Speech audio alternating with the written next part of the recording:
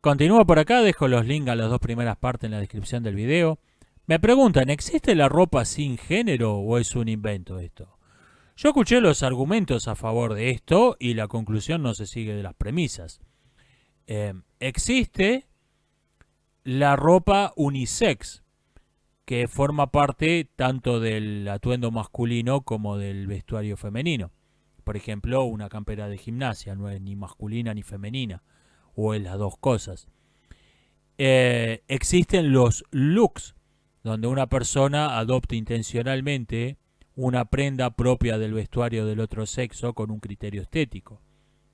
Eventualmente, un look masculino en una mujer, un look femenino en un hombre, se puede volver tan popular que esa prenda simplemente se incorpora al vestuario propio de su sexo. Por ejemplo, la camisa blanca se ha vuelto tan popular entre las mujeres que yo no sé si sigue siendo un look masculino o simplemente ya es parte del vestuario femenino la camisa blanca.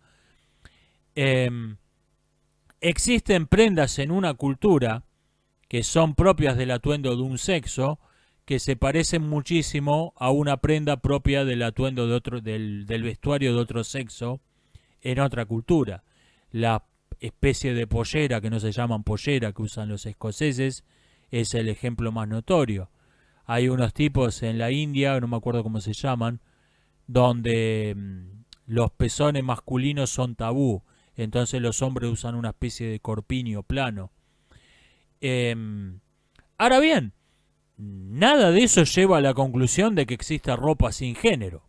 Eso simplemente lo que te está diciendo es que el género es más complejo, que los hombres usan pantalones y las mujeres pollera. Simplemente te está diciendo que la cosa es más complicada, que cambia con el tiempo, que hay excepciones, que hay variantes culturales, pero nada de eso lleva a la conclusión de que hay ropa sin género.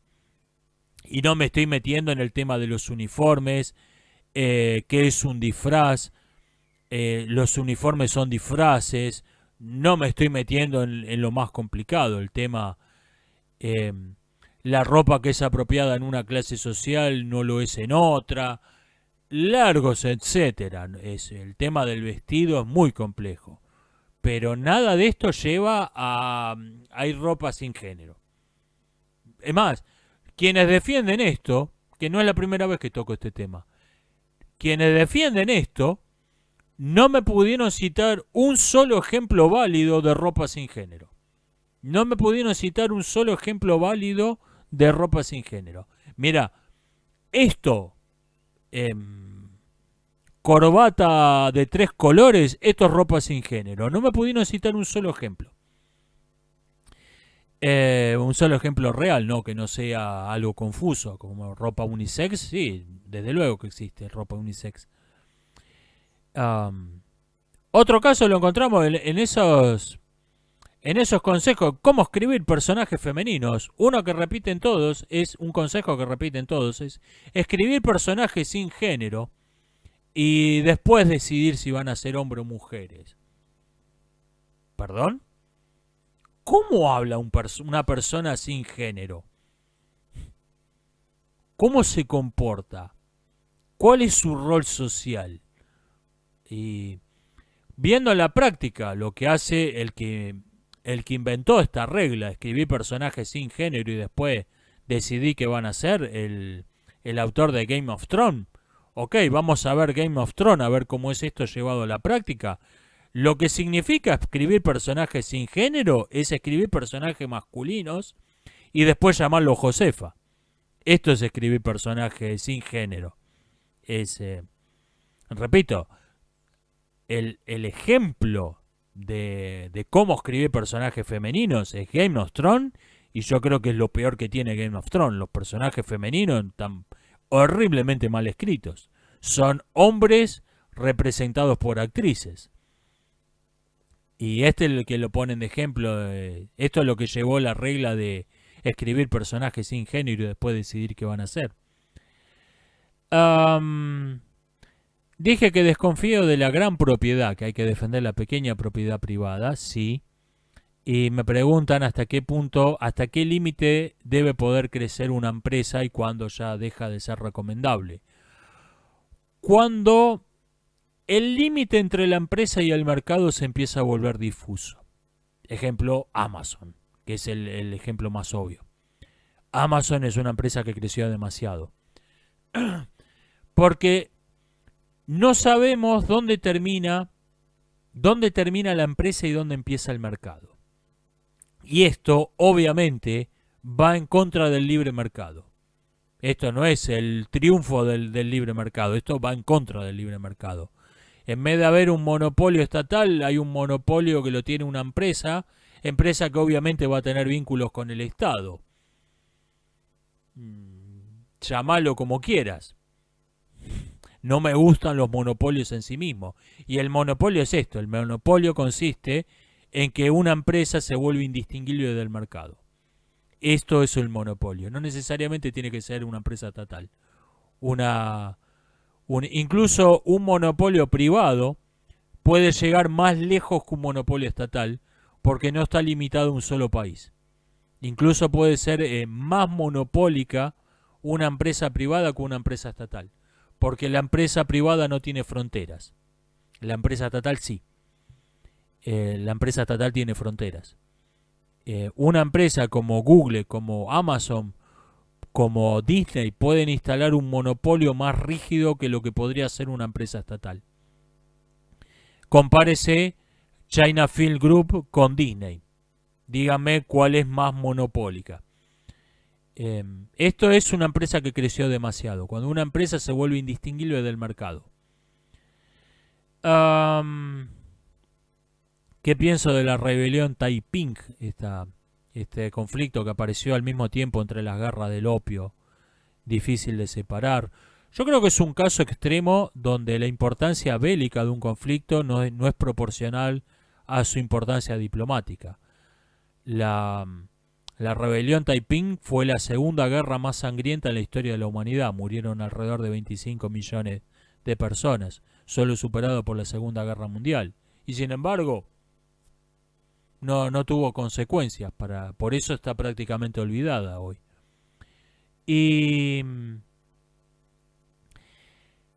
el otro extremo es el caso de la guerra de Corea, que señalaba el diplomático Paul Nitze, señalaba como el caso extremo donde la importancia diplomática fue incomparablemente mayor a la importancia militar.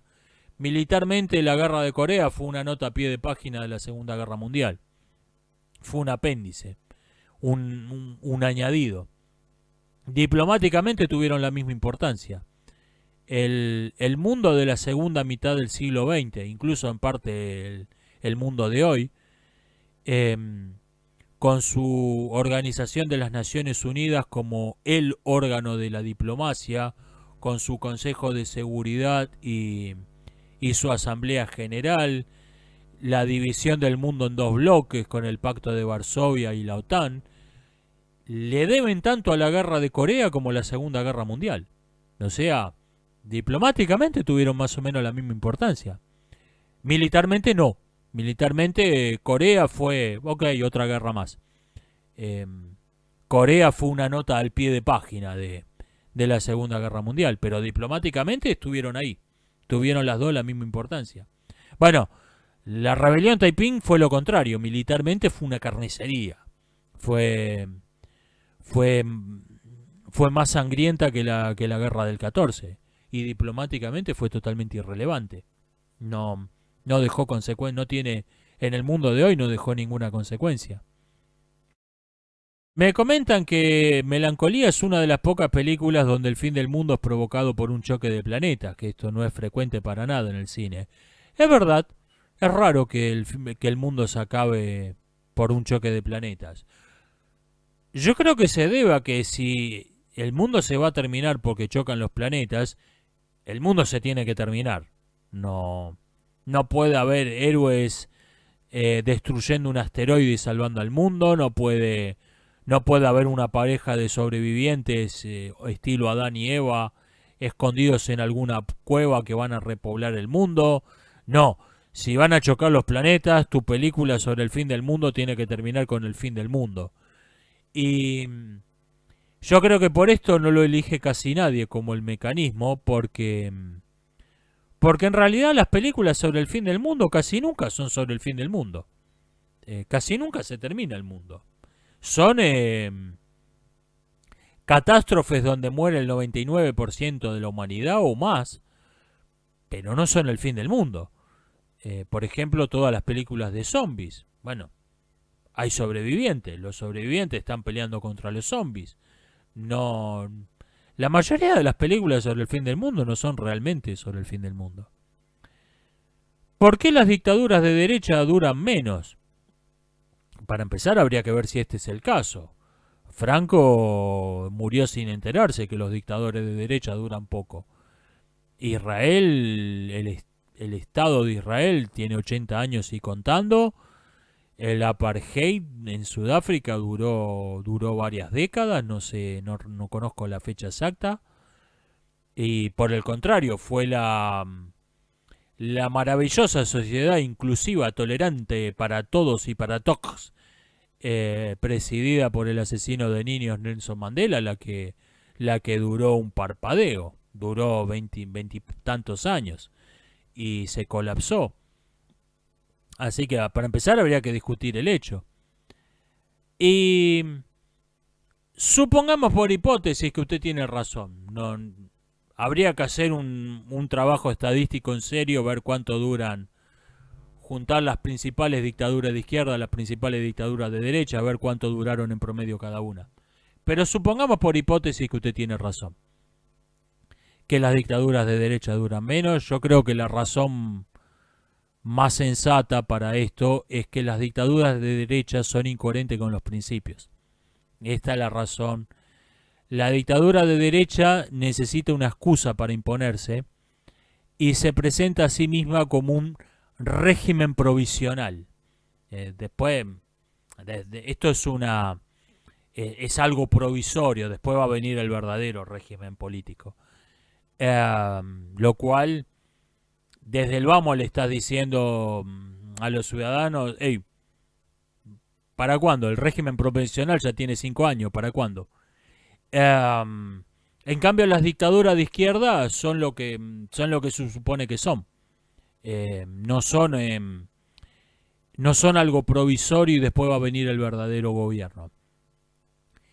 Está el mito del comunismo, que el socialismo en realidad es una etapa de transición y después va a venir el comunismo, donde todos vamos a ser felices, vamos a ser iguales y las palomas van a volar asadas y todo va a ser maravilloso, no va a haber crimen. Pero nadie cree realmente esa tontería, ni siquiera los propios comunistas creen esa estupidez. El socialismo es el régimen definitivo. Entonces, por ejemplo, el Partido Comunista Chino está festejando sus 100 años y vamos a durar otros 100.000 millones de años hasta que nos derroquen. No es un régimen provisional, no es un régimen, un mal necesario. Es lo que es el régimen que es el régimen. Lo máximo que él va a obtener a favor de un dictador de derecha es un hijo de puta, pero nuestro hijo de puta. El mayor elogio que va a escuchar. Y repito, el régimen de izquierda, en cambio, es lo que se supone que es. Y todo esto, repito, dando por sentado que es verdad que las dictaduras de derecha duran más que las de izquierda, lo cual no me consta. Habría que ver si este es el caso. Y voy a ir cortando por acá. Nos estamos viendo. Hasta la próxima.